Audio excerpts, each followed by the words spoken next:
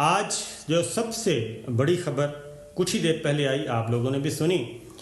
وہ خبر تھی کہ جناب وزیر اعظم عمران خان نے اپنی ٹیم میں اب تک کی یہ دوسری بڑی تبدیلی آپ کہہ سکتے ہیں۔ پہلی تبدیلی اس وقت کی تھی وفاقی کابینہ میں جب انہوں نے اپنے وزیر خزانہ اسد عمر صاحب کو تبدیل کیا تھا، اور اس کے بعد ایک اور تبدیلی کی تھی، وہ تھی وزیر اطلاعات فواد چودھری صاحب کو تبدیل کیا گیا تھا، اور جناب اب ایک اور اہم ترین پلیئر تبدیل کیا گیا ہے، ڈاکٹر فردوس عاشق اعوان صاحب کو، جو کہ وزیر اعظم کی معاون خصوصی تھیں، ان کو تبدیل کر دیا گیا، ان کو ڈی نوٹیفائی کر دیا گیا،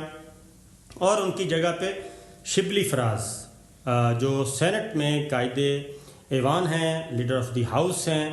پاکستان تحریک انصاف کا فیس ہیں سینیٹر شبلی فراز، اور ایک اور ان کا تعارف ہے جناب ممتاز شاعر، بڑے خوبصورت شاعر احمد فراز صاحب کے وہ بیٹے ہیں۔ ان کو آج وزارت اطلاعات و نشریات کا قلمدان سونپا گیا ہے، اور اس طریقے سے یہ پی ٹی آئی کی حکومت میں 2 سال میں یہ پہلی دفعہ ہوگا کہ پی ٹی آئی کا فیس پی ٹی آئی کی پالیسیز کا دفاع کرے گا اور ان کا بیانیہ پیش کرے گا۔ دوسری اہم تبدیلی یہ کی گئی کہ پاک فوج کے سابق ترجمان، ایک وہ بھی نامور نام ہے جنرل عاصم سلیم باجوہ صاحب، وہ سی پیک اتھارٹی کے چیئرمین تھے، ان کو وزیر اعظم نے اپنا معاون خصوصی برائے اطلاعات و نشریات مقرر کیا ہے۔ یہ 2 اہم تبدیلیاں کی گئی ہیں۔ تو جوئی صاحب، یہ 2 تبدیلیوں سے کیا اشارہ ملتا ہے آپ کو؟ کیا وزیر اعظم عمران خان جو پچھلے کچھ عرصے سے مسلسل اپنی ٹیم تبدیل کر رہے ہیں، تو کیا آنے والے دنوں میں مزید تبدیلیاں کریں گے؟ اور یہ جو تبدیلیاں کی گئی ہیں اس سے کیا فرق پڑ سکتا ہے؟ نہیں، ایک تو یہ ہے کہ لوگوں کے لیے دلچسپی ہوگی اور آپ کے لیے بھی، کہ آج محترمہ ڈاکٹر فردوس عاشق اعوان صاحبہ جو ابھی تک مشیر تھیں اور special assistant to prime minister in charge ministry of information تھی، ان کو آج وزیر اعظم سیکریٹریٹ میں طلب کیا گیا، اور ان کے سامنے کچھ فائلیں رکھی گئیں کہ یہ انکوائریاں ہوئی ہے، اور یہ آپ کے خلاف جو بظاہر پرائما فیشائی جس کو کہتے ہیں، وہ آپ کے خلاف یہ چارجز جو ہے وہ لگایا گیا ہے، تو آپ مہربانی کر کے انصاف کا اور آپ کے لیے بھی فیئر پلے کا تقاضا یہ ہے کہ آپ استعفیٰ دے کے پیچھے ہٹ جائیں۔ تو محترمہ نے بجائے استعفیٰ دینے کے انہوں نے کہا کہ آپ لوگوں کے کہنے پر میں استعفیٰ نہیں دوں گی، اور یہ میرا اور وزیر اعظم عمران خان کے درمیان معاملہ ہے، اور وہاں سے وہ تیزی سے سرعت رفتاری سے وہاں سے نکل گئیں، اور بعد میں تھوڑی دیر بعد ان کی برطرفی کا نوٹیفیکیشن جاری کر دیا گیا۔ ایک تو یہ بات ہے کہ جب ان کو بنایا گیا تھا، اور اس سے بھی پہلے ڈاکٹر صاحبہ بڑی اچھی بڑی محنتی خاتون ہیں، لیکن بعض چیزیں ہیں جو ان کے بس کا روک نہ ہو تو نہیں کرنا چاہیے۔ آپ کو یاد ہوگا کہ یہ جب پیپلز پارٹی کی حکومت میں وزیر تھیں تو ایک کابینہ کے اجلاس میں ہزاروں قطار رو کے انہوں نے اپنی وزارت بچائی تھی، اگر آپ کو یاد ہو، کراچی میں اجلاس ہو رہا تھا۔ جی ہاں، بالکل۔ ابھی ان کو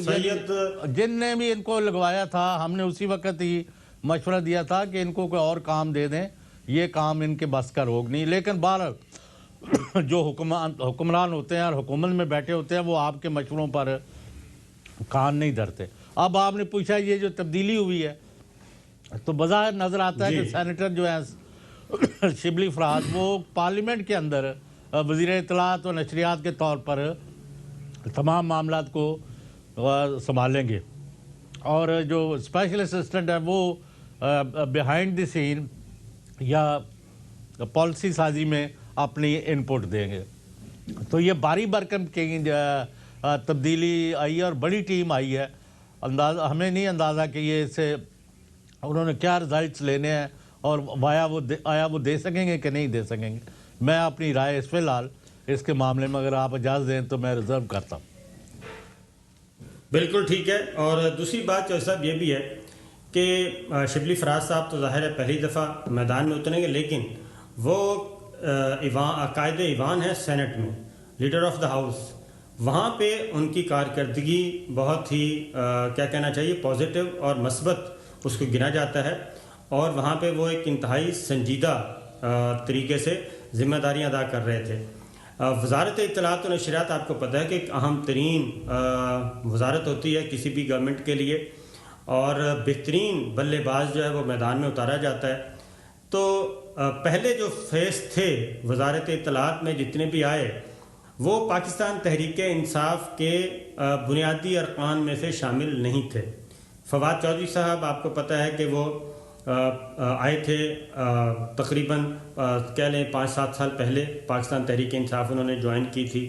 اور اسی طریقے سے فردوس عائشہ قوان صاحبہ بھی مختلف سیاسی جماعتوں سے ہو کے آئی تھیں۔ تو یہ پی ٹی آئی کے اندر بھی ایک مزاحمت تو تھی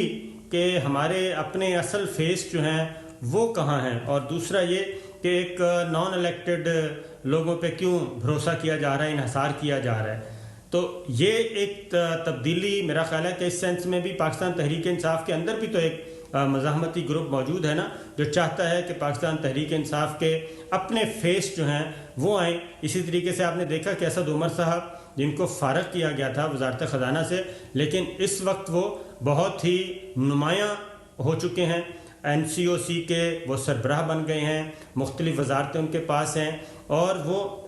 کیبنٹ میں بھی اب وزیر اعظم عمران خان کے بعد جو مؤثر ترین وزیر گنے جاتے ہیں وہ اسد عمر صاحب ہیں۔ تو یہ بھی تو ایک اندر چیز چل رہی تھی نا پاکستان تحریک انصاف کے اندر۔